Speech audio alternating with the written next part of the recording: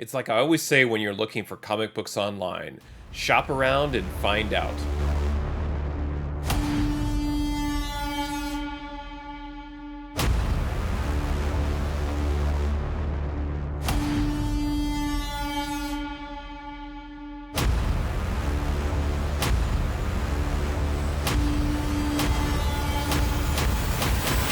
Hey there, today I have an unboxing video, and in this video I'm going to open up an order that I placed from G-Mart Comics. G-Mart Comics is interesting because it's kind of a mix of new releases, back issues, retailer incentives, clearance items, graphic novels, you name it. It's kind of all over the place, and periodically they'll do like a catalog refresh.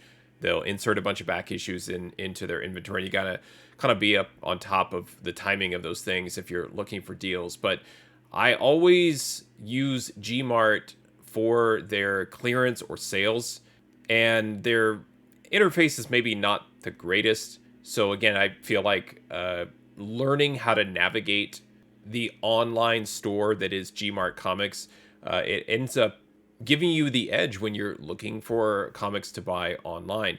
And I think that it's not necessarily a problem, because if you're a buyer and there are other buyers that are going to one specific source all the time, or they're only shopping at their LCS or whatever the case may be, and you have these stores such as G-Mart that you frequent and nobody else is looking there, or they're not looking at the kind of books that you do, then you certainly have an advantage. And that is one thing that I like to talk about here in my videos, is kind of exposing some of those areas online that I think offer opportunities for buying. And whenever I'm looking for comic books, I'm very rarely looking for one specific book, because I think that that leads to overpaying and overbuying and overreaching in many cases for a comic book. You know, in business, if you are trying to hire good people to work for your organization, you should always be looking for the best people all the time. And I think most companies are either in a period where there are layoffs or people are getting hired. And if you are only taking the best of what's available at the time that you need something, it may not be the best. And that's kind of the way that I look at comic books and collecting. I'm always in the market for deals, even if it's for comics that I would never think that I would be interested in. And G-Mart is a regular reminder of that, where I can go on there from time to time. It's not a store that I shop at like on a daily basis or anything, but with some regular frequency, I'm going to G-Mart, and right at the top of the page, they have links to their clearance items. My favorite is when they refresh their retailer incentive deals. So this order is filled with incentives that I was able to get for a good price. And of course, we'll look at the end of this video to see when compare what I paid for these books against the fair market values. And then if I were to get these books graded, to kind of see what kind of potential these comics would have. But I want to go ahead and unbox the order and show you what I have, and kind of talk about the books, talk about the ratio incentive tier. But I think it's just a good thing to keep in mind is not necessarily to always be buying, but I think that that strategy of where you have some sort of investment capital or powder or liquefied equity in some way, where you can actually take this and apply it towards an investment when the investment presents itself. I think that that has benefited me as a collector, because I'm not a flipper, so I don't necessarily have to strike at a particular time. I don't have the pressure of buying and selling in a specific window in order to fund the hobby or make money or use air quotes. I can just very casually and calmly collect, and every day I'm looking for deals. I'm always in the market for deals and for opportunities, and I think that you can very regularly find deals on G-Mart, but it still requires a bit of navigation through the site and finding those specific books. So I want to show you the books that I got and share them with you as examples of some of the books that you can find there. All right, here is that order that I placed with G-Mart Comics. Let's get this thing opened up.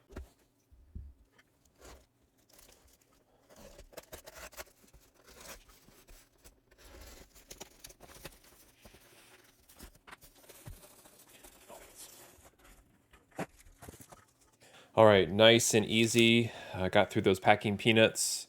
And with G-Mart, you end up paying a bag and board service. It's an additional cost when placing the order, but if you're able to spend enough to unlock free shipping, it's a very minimal way to invest and protect your books. And what I do like about Gmart is you can actually choose the type of bags and boards. So because I bag and board all of my comics with, I think I call them Silver Age bags, but I think some of the manufacturers call them standard. But you're able to select Silver Age size bags and boards when you're checking out from Gmart. So I love that. It's just one of those things where you would get bags and boards for free from your LCS or from Midtown or Things from Another World or anywhere. And in my experience, there was always something wrong with those bags and boards, or they were just too cheap or something like that. So what I love is, yes, I'm paying for these bags and boards, but I'm actually using them. I'm not replacing them and throwing them out. So to me, it's worth the extra money. So single piece of Scotch tape holding the outer bag, and we've got the comics all looking and feeling brand new as if I purchased them myself off the shelf today and put them in my own bag and boards. Now let's get to the books. The first book is X-Men Red #4. This is an amazing cover by Stephanie Hans of Storm, and it is a 1 in 25 variant. And this is an example of one of those variants that went on sale at a pretty steep discount. And again, with the slowing down of the market across the board, not the comic book market, just the financial market, there are just fewer buyers and more comics, basic laws of supply and demand. And if you are a buyer and a collector, you're able to find great deals across the board. And I had my eye on this one for a little while, so I love being able to not only find it, but find it at a very, very good price. Next one is X-Men #12. This is the Art Adams variant edition, and it's like I think it's like the Savage Land variant theme with some of these X-Men books. Great Art Adams cover. Rogue, one of my favorite characters. Art Adams, one of my favorite artists. X-Men just had everything going for it. On top of all that, you get it on sale and had to get it. Next one is The Mandalorian #1. This is the David Aja variant. This too is an incentive copy. This, out of all the Mandalorian #1 covers, this and the Lenio Francis Yu were my favorite. And I do remember when I opened this one up out of my pre-order, I graded it as a 9.6, and I really wanted a 9.8 copy, so I took a chance here and I grabbed it again.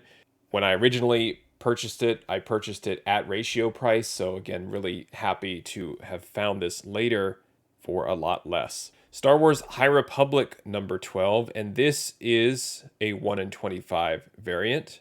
This is the cover by Caspar Wijngaard for High Republic #12. The second series of High Republic is underway with all new characters, and if you missed out on the first series, this is a great time to go back and grab a lot of those ratio variants, exclusives, first appearances, because everybody's on to the new second series. I have a ton of High Republic Volume 1 books, but I just keep going back and buying more.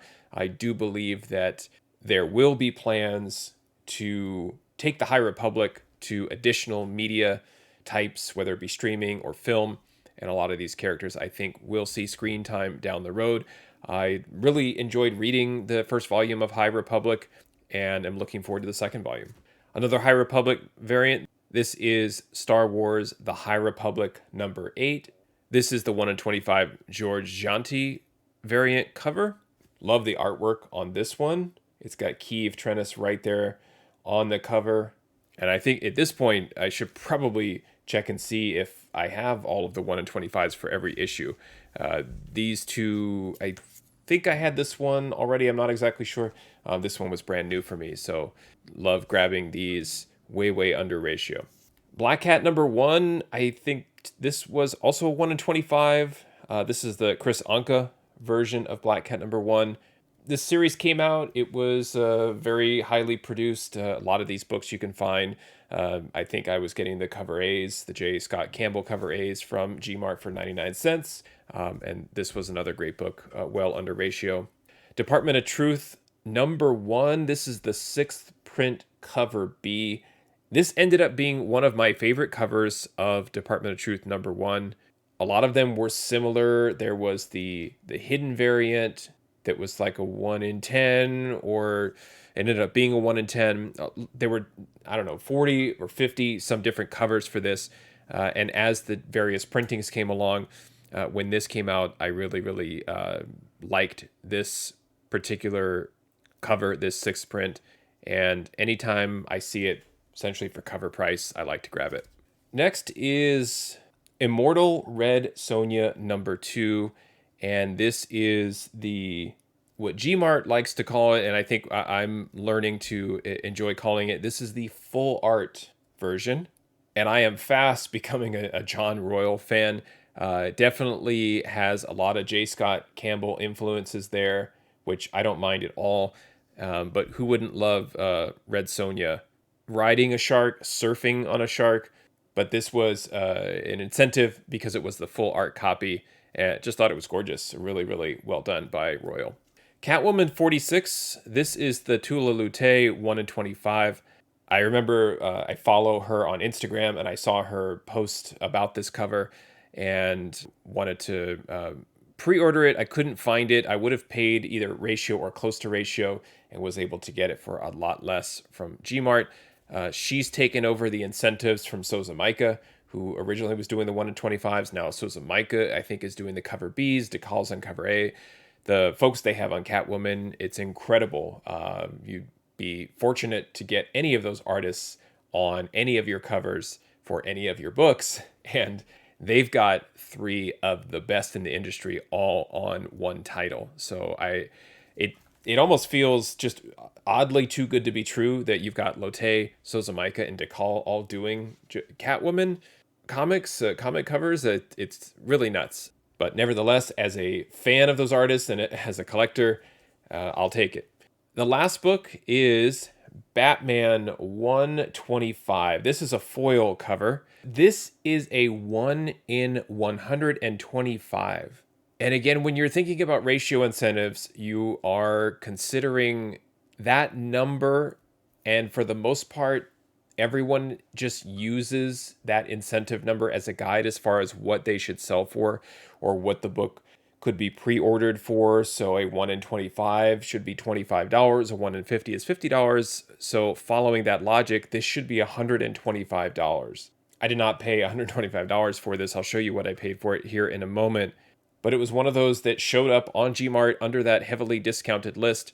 I love Alex Garner. He has a very photorealistic style. To me, he's kind of he's a blend of both the sort of CGI or digital art style and a penciled, like pencil to paper sort of style. He kind of like, he's right in the middle there. And I think it offers some very interesting visuals as far as his art is concerned. But I was not a buyer of Batman 125. It felt like it was being really, really oversold. And I know the first appearance of Failsafe, I think some people call it failed spec. It was just that 125 was just so overly produced. And with some patience, this is what ends up happening, is you can find that book for a big discount and plenty of others here. But let me go over the cost to acquire these books and show you the kind of discount that I got, and then compare it to fair market value and see, did I actually get discounted comic books that are worth a lot more, or has the value dropped on all of these books? And did I just sort of pay fair market value that was sort of masked as a discount? Let's find out. All right, here is that order that I placed with G-Mart Comics on November 2nd, 2022. It was a $107 order, and I only had to pay for the bag and board service. It was 35 cents per comic. It's the bag and boards that I use. I don't have to replace them. I can simply just put a piece of tape on the back after I open up the book and inspect it, grade it, read it.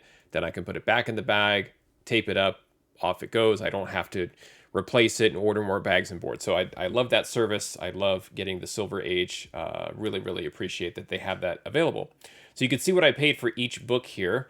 And if we compare that to the fair market value provided by Cover Price, we can see here in column Z, I've added that 35 cents per book to the cost of each book, and then adding it up here at the bottom, that $107 lines up with what was on my invoice, so I know that my math is correct there. And then let's compare that cost against the fair market value. And you can see from a raw book perspective, I was able to add $116 of value to my collection.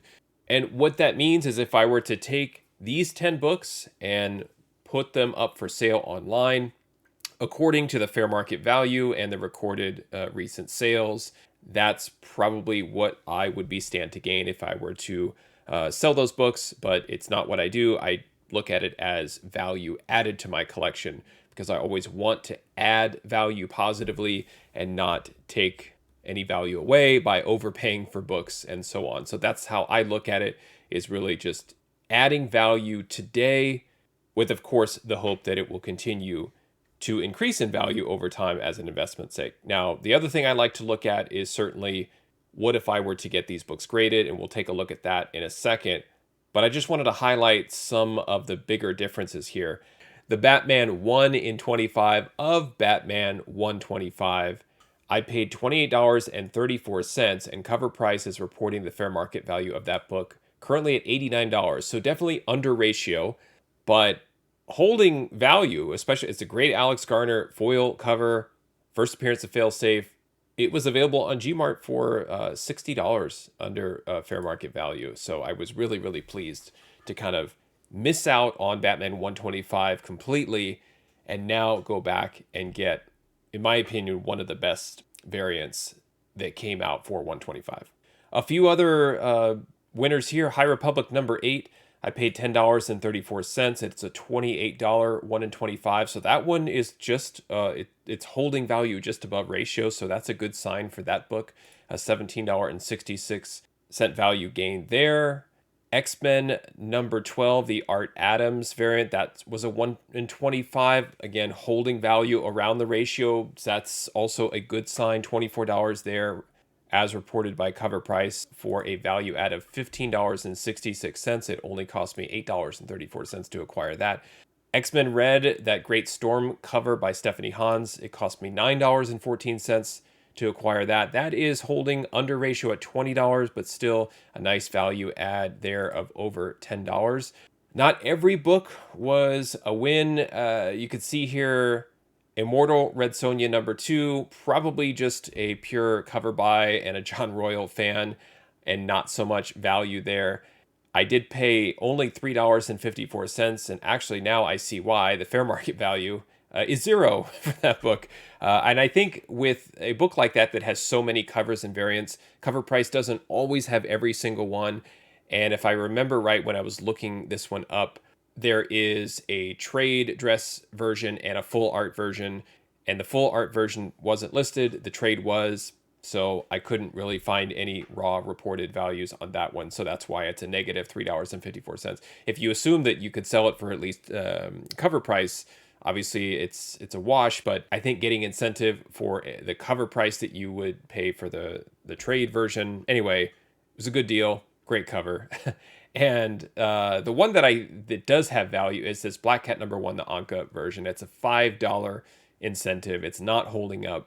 I bought it for $10, $10.34 with that bag and board service fee added for a loss of $5.34 here.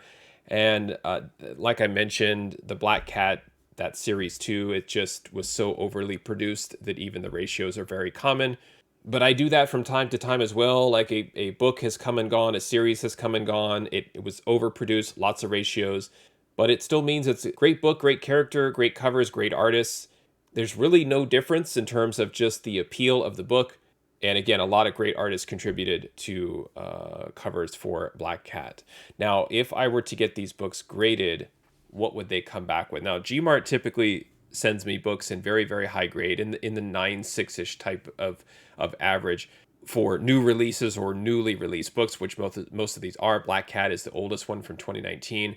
But just to be fair, if I were to grade them all as near mint, I'm curious to see if they have value when graded by CGC. And only one, the Department of Truth #1, that sixth printing, has a fair market value of $28 and a 9.4. I don't know how many of those are 9.4s and how many of those are sold, but nonetheless, it's being reported as having value of $28, which basically would be getting my money back if I sent that one off to CGC and they returned my near mint book as 9.4. So what I'm betting is, because these are all fairly new books, half of them came out this year in 2022, that really only the 9.8s are being reported right now with values. So let's see if I'm right. And sure enough, we do have some values pop in at a 9.8. Now, the big standout here, once again, is that Batman 1 in 125 having a CGC value of $227.33 in a 9.8. That book's going to be tough. I'm going to have to inspect it, check for fingerprints, things like that. That would be a huge score if I were able to get that book back in a 9.8, because it was a $28.34 investment, which after grading fees and shipping has a potential of $166.31 of value that I could add to my collection. And that is representing basically half of the $343.49 value add if I were to take all 10 books and send them off to CGC. Do I believe they're all 9.8? There's probably not. There's probably, again, maybe a couple 9.6s will slip in there, maybe 1.94, and the rest could very well be 9.8. But I like to see what the ultimate potential is here for the entire order. Some of them don't have value at all. Catwoman 46 is pretty much brand new, so I don't think there's any reported grades in the census of that book. Same for Immortal Red Sonja, and X-Men Red #4 also does not have any reported sales, so everything is just kind of zeroing out in that regard. Star Wars High Republic #8 in a CGC 9.8 is $133.33, a nice $60.31 value add potential there if that book grades out. Mandalorian #1, the David Aja, is already going up in value beyond the raw ratio price, up to $88 if you were able to grade that in a 9.8, nearly a $45 potential value add there. And then a couple of $25 value adds. X-Men 12, the Art Adams variant, is $66 in a 9.8. And even though the Black Cat Anka was worth less than what I paid for it raw, it does have nice value in a 9.8 of $68. So now that $10 investment doesn't look too bad, because it would be a $25 value add for that book. So a very, very nice order from G-Mart. And I think, again, the general advice here is do some comparison shopping. I think that there are more outlets online than sometimes we think about. I know everyone is very quick to rush to eBay or their favorite online streaming platform, live, claim, sale, whatever thing. And I know a lot of people go there for their books, but you end up getting a little bit of tunnel vision and maybe caught up with auctions or live sales. And I love to just kind of sit back, have a few different tabs open, a few different stores, compare between the books, do some searching. And then when I see a majority or consensus from one particular store, then I kind of hone in. I build an order around one book or several books, kind of fill it out, make sure I unlock free shipping, and then grade the books after I receive them and catalog them so that I'm confident when I order again from that store. And G-Mart is a store that I'm confident in. I don't even look at the numbers anymore, because I know that they grade out typically, like I said, between 9.4 and 9.8. You get the great bag and board service. They're very timely with their shipping. The website is okay. It's not as bad as Mile High Comics, but it is adequate. I'm able to search. And they basically have every comic book on there. It's just they don't have them in stock. So if you are looking almost like a comic book database, if you will, you can kind of use G-Mart's website for that too, to check out great covers and availability. And what they end up doing is, if they have multiple copies of a book, as the book gets closer to being sold out, the price increases. And that, I think, helps balance out the supply and demand once again. So I highly recommend that you bookmark stores, understand the different types of sales and programs that they will run from time to time. I know we're right up against the big push for Black Friday, Cyber Monday, the holidays. There's going to be all different kinds of sales, exclusive stores. They're going to be doing 2-for-1s, 3-for-1s, deep discounts. And especially now where the supply is there, it's a great time to be a buyer. Not only because prices are lower, but because you're able to breathe. You're able to have a little bit more patience. And that's one of the things that, as a collector, it's very easy to get caught up in the hype, the momentum, the fear that a book is going to be sold out. And what I have found is that if you take your time, make a list, make a spreadsheet, think about the books that you would like to have, educate yourself, study comic book inventories, study stories, characters, keys, and so forth. Then when stores have sales or when they put incentives at a steep discount or on clearance, you're ready to strike because you can very quickly identify not only the books that you want, but the books that are going to give you the best value. Thank you for watching. Happy collecting, and see you next time.